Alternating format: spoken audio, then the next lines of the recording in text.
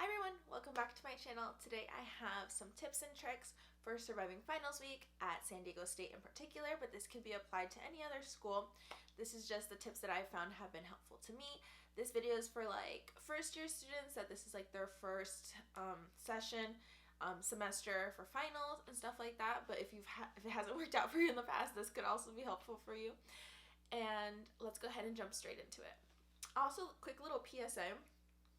I was gonna do the whole like vlogmas thing, and then I realized I didn't do good time management on that because I didn't do any like pre-filming. So the whole 31 days or 30 days has turned into like 12 days of Christmas, so 12 days of vlogmas. So this is vlogmas day 3, and I will be putting out 12 videos for sure this month. And with that being said, let's jump straight into it. So my first tip, finals start tomorrow by the way, but yeah, because this will be out the day before. You really want to make sure that you find out when, where, and at what time your finals are.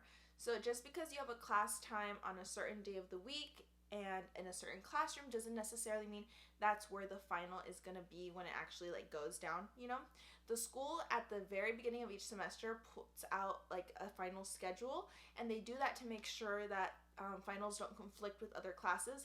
Sometimes, in rare cases, you may have a conflict, but technically instructors aren't supposed to hold finals before the actual assigned finals day. So if they do, they're like playing the system, you know? So for example, I have a class that's only once a week, and the final for that class actually ends up being on a Sunday at 7 a.m., may I add. So definitely look into those things. You can have finals on the weekends. You can have them on Saturday or Sunday.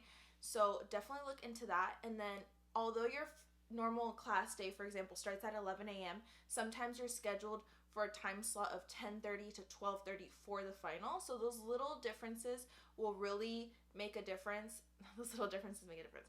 So those little details can really make a difference in your final schedule. So what I recommend is to look at all your classes, look at when they're scheduled. It should be on the syllabus, and write that all down so you know where you have to be. Also, the classrooms may be different. So because certain classes use the same classrooms and stuff like that, even though they may be at different times, the time may run over. So in order to prevent a conflict, they assign you to a different classroom. So that's also important to note. My next tip comes for studying. So Quizlet is your best friend. Don't forget about Quizlet. Now, a lot of classes have Quizlets that have been made by students prior that already took the course, so don't really sit down and make your own because that's gonna be a little time consuming. Definitely look into Quizlets that have already been made for that course if they have been helpful to you throughout the semester, because if it's already been on there, then technically that will kind of like kind of translate to later material. And definitely make sure to ask around, because you may know people that have already taken the course you're taking, and they might have had the same professor as you, and so they can definitely tell you like what helped them for their finals. So definitely ask around for that type of information. The third thing is, like, most professors aren't trying to like trap and trick you, so definitely know what type of format they had on previous exams. Also know whether the exam was cumulative or not, because if it's cumulative, you need to repass all the material from the beginning of the semester up until that point, and some just pick up off where they left off, so you don't have to worry about previous information. You can empty your brain of all that stuff and take into consideration what test form you're going to need. A lot of these finals are taken on Scantrons, right? So find out if you need the red, the green, the big, the small, blue book. So definitely look into that and get it before your test, because then some people wait again, and you may be allotted to an early time slot before the actual like bookstores even open for you to buy your Scantron. So you don't stress out, this is a little tip as well. You can go to those little markets that like 7-Eleven type of looking thing, and you can buy Scantrons in there too. So if the bookstore isn't open, go ahead and head over to that, and don't forget to return your books. If you rented anything, that booth is open. Do it early so then you're not stuck in line waiting when everyone else wants to do it after an exam and stuff like that. Oh, but like as I was saying, like with the formats of the exam, like your professors, like I said, aren't trying to trap and trick you. So if they did a lot of content that came directly from the text, I would read the text, right? But if they were more like in class, like what they said, then definitely review like your lecture notes from like in class, and that will probably be more pertinent to the exam than some other medium material. If you're in any like science, math, that type of class, don't forget your calculator if you need it for your exam. I've been in exams where people like forget their calculators or are using a prohibited calculator, because that exists too, and they got it taken away. They got failed for the course, like, or for the test. So definitely make sure you have exactly what you need. If you need your red ID, because some classes are so large that they like to verify identities, definitely make sure you have that on you, or a government issued ID. And always make sure you have enough supplies on you. So if you need pen, pencil, all of that, just have your little pouch with that stuff. You don't need your whole backpack unless that's your vibe. I like to have all my stuff on me, but up to you. I don't know what number I'm on anymore on my little tips and tricks thing, but definitely, if you don't get the chance, let's say, to really go over the stuff, or you procrastinate, do not stay up all night studying, okay? Because then you're not going to retain the information you learned. Yes, you can cram info. Okay, this is me like giving, like, I don't know if this is, I'm allowed to like say this type of stuff, and I'm gonna get like called out for this, but you can cram information. That is a thing. Yes, you don't keep it after a short period of time, but if you do decide to cram your information, make sure you do get enough sleep, because when you cram information, it all just seems like a mumble jumble in your head, and you're like, oh, and it's just like there's a burnout period. So you can only cram up to your burnout period. Once you reach your burnout period, that's it. Stop what you're doing and eat some food, get some rest. And in the morning, what happened like up to that burnout period is all gonna sort out in your mind, and then you're gonna wake up with a clear kind of step-by-step in your head of the information. It went from being all like this and got ordered in your mind, and you are able to memorize that bit of information that you did cram, or a lot. But if you don't get that rest period to sort out those thoughts, you're still going to be in that mumble jumble phase. You're not going to retain as much of the information, and you're going to be tired on top of that. And so then when you're now reading the information, having to analyze everything, your brain is just like blacked out. Like it's just like done. So definitely make sure if you are going to cram, you do get that rest period to sort out everything that happened up to the burnout. Finals is your time to like use your learning style to your advantage. So if you're a visual learner, if you're I don't know what the names are for them, but like if you like to hear information, if you have to see information, use that to your advantage.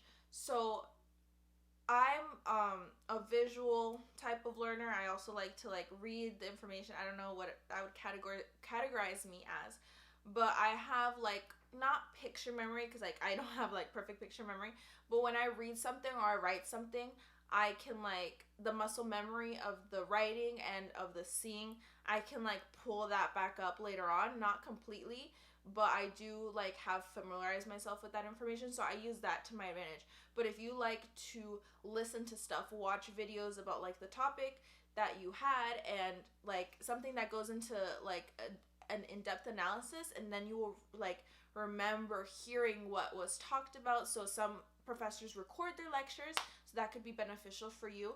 If you redo homework problems, that's also going to be helpful, because then you go through those same steps in the process, and then you'll be able to retake that and then translate it into the actual exam.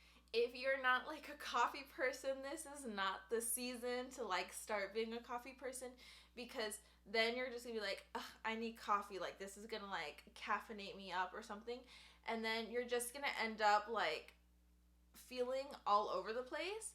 Because if this is not like a typical thing that you have, then you're just gonna like take your brain from like 0 to like 100. You might end up with like a headache, and that's just not like something you want to do. So don't like start changing up like what you eat, like what you drink. Like that's not gonna help you for final exams. For some people, study groups are really helpful. So if you have a group that you know you can actually like study with, because there's some groups you know you get together and you just start blah blah blah blah blah. So if you have a study group that you already had, or like friends are in the same class and you know you work well together, definitely make sure you make a little bit of time for a study group, because when you explain stuff to other people, it is true, when you explain stuff to other people, you remember what you said, because then in that situation you become like the teacher, and then by having to explain something to someone or them explaining it to you, then you start to like really understand a concept rather than just surface level understanding. You have that like deep level understanding, and then it's something you don't really have to focus on when you do your own studying, because you know that you've already grasped and captured those concept theories, etc. Okay, I think I'm on my last tip, unless something else occurs to me right now. I was gonna write this all down and then I didn't, because like, you know, the whole time management thing, that I'm bad at planning and like I want to, but then I get like all cut up. So if you are someone that deals with a lot of like anxiety and social just like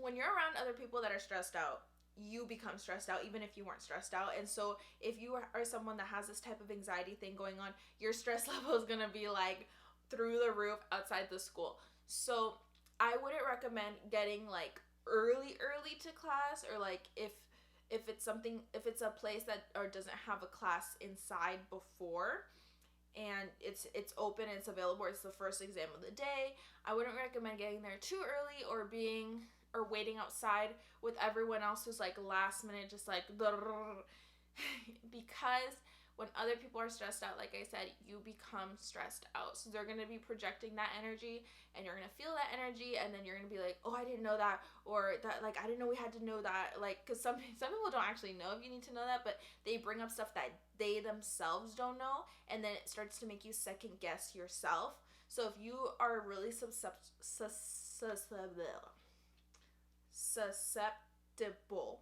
to stuff like that, I would recommend going like 5 minutes before to the exam and then finding your seat and stuff like that, so you prevent yourself from entering that like kind of like jumbo train, and just stay in like your zone, so then you can focus on everything that you didn't know and feel calm when you're taking the test. And I think that's it from me. That's all the tips I have for you for finals exam. I'm wishing everyone a lot of luck and a happy holidays. So I will see you in my next video. Bye everyone.